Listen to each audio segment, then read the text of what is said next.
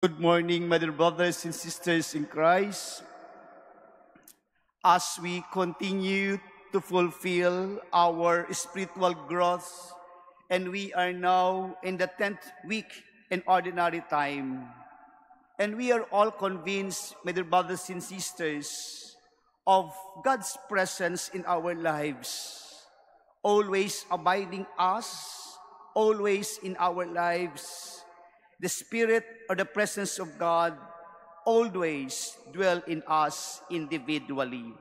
And that is, we rejoice and we give thanks because we receive the gift of life. And that we would say, this is the great blessing that we receive every day from the Lord. Ang buhay, ang pinakadakilang biyaya na ipinagkakalob sa atin ng ating Panginoon. That's why we can share by simply uttering from our mouths, God bless you.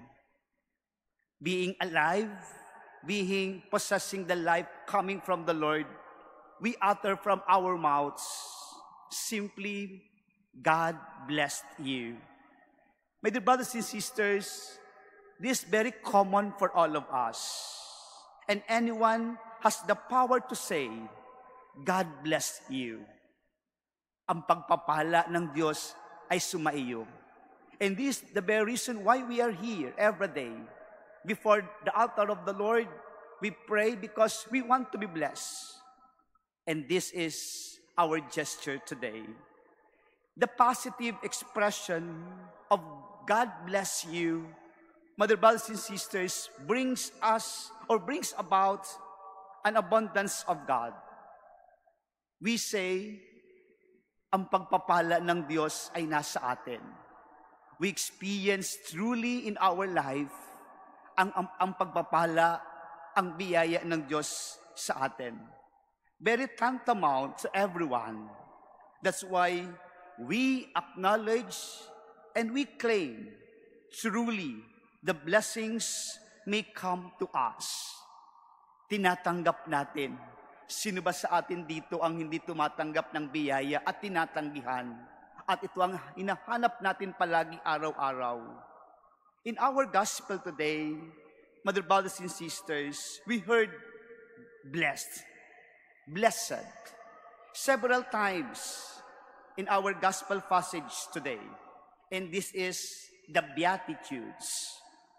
According to the Catechism of the Catholic Church, Beatitudes are the heart of Jesus' teaching or preaching that proclaims the blessings and the rewards.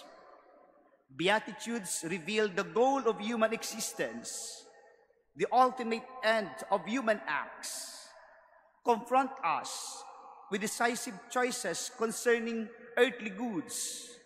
They purify our hearts in order to teach us to love God above all things. My dear brothers and sisters, this is God's way to lead us all to be blessed. It requires to move and to live out the standards in which the Beatitudes should be our standard.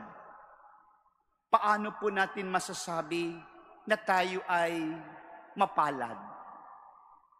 The direct translation of being blessed or blessedness is mapalad. Tayo ay blessed. Paano po natin ito makakwalify in our life? Ang ating pagiging mapalad o tayo ay nabibiyayaan ng ating Panginoon. My dear brothers and sisters, we want all of us to be blessed every day. Gusto po natin ng biyaya ng Diyos araw-araw. And being blessed, my dear brothers and sisters, not only for material things, but also for our disposition. That's why everything we do is in accordance with God's standard. And these standards that the Lord wants us in our life resulted into happiness. Resulted to happiness. Ang kaligayahan. Masasabi po natin na tayo ay mapalad, tayo ay blessed if we experience total happiness. Ang totoong kaligayahan na ating nararamdaman sa ating buhay. Kaya po, ipinapaalala sa atin ngayon ng ating Panginoon, hindi lahat ng bagay ay matatagpuan ang tunay na kaligayahan.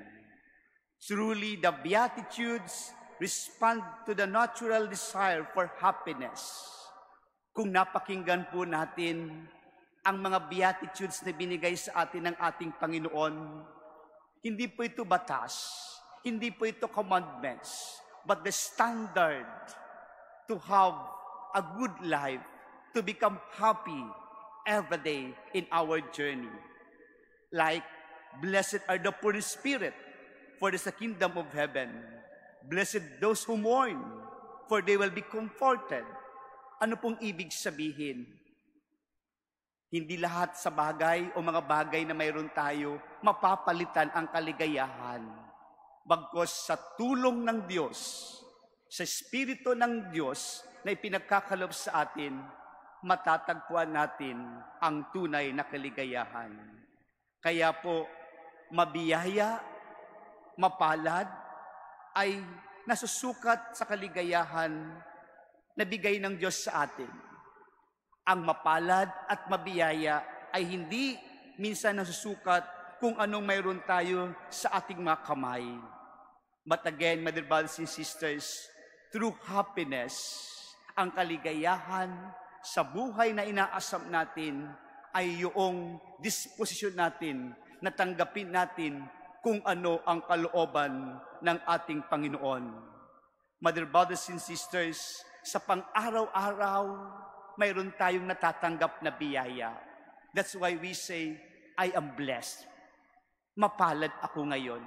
Pero magkakaroon lang yan ng katotohanan at magkakaroon ng kahulugan kung gagawin mo ang sang-ayon sa kalooban o kagustuhan ng ating Panginoon.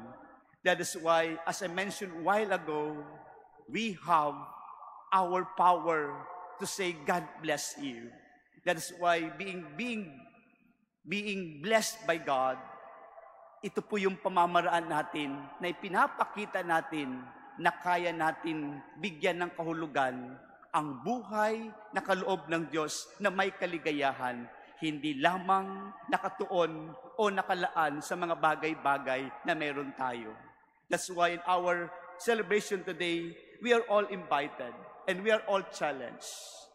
Let's have the power to say, God bless you, not only for our loved ones, for inclusive group or exclusive group, but for inclusive, being blessed to be shared to others.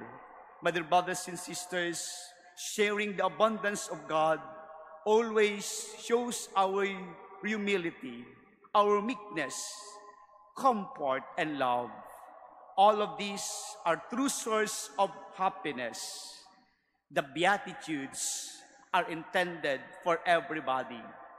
As the last word or the second to the last praise of our gospel today, rejoice and be glad, for your reward will be great in heaven. This is our prayer today.